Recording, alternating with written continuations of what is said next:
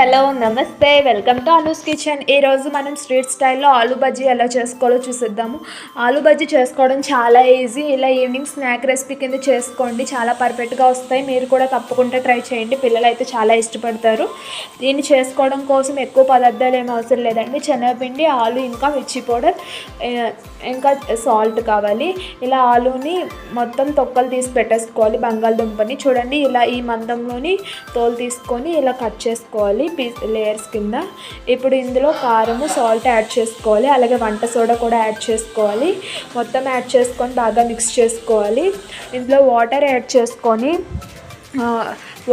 చేసుకొని ఉండలేం కట్టుకుంటా బాగా మిక్స్ చేసుకోవాలి. చూడండి, ఇలా మొత్తం బాగా మిక్స్ చేసుకోవాలి. చూడండి, ఈ కన్సిస్టెన్సీలో ఉండాలి శనగపిండి అనేది. ఇప్పుడు డీప్ ఫ్రై కోసం స్టవ్ పైన ఆయిల్ పెట్టుకోవాలి. ఆయిల్ హీట్ అయిన తర్వాత బజ్జీలు యాడ్ చేసుకోవాలి. ఇలా బజ్జీలు మొత్తం ఆయిల్లో యాడ్ చేసుకోవాలి. యాడ్ చేసుకొని బాగా ఫ్రై చేసుకోవాలి. ఇది ఫ్రై అవ్వడం కోసం ఒక 7 to 10 minutes పడుతుంది. ఇది లో ఫ్లేమ్లోనే ఫ్రై చేసుకోండి. హై ఫ్లేమ్లో చేసుకుంటే కలర్ వస్తుంది కానీ అంత పర్ఫెక్ట్గా రాదు. లో ఫ్లేమ్లోనే బాగా ఫ్రై చేసుకోండి.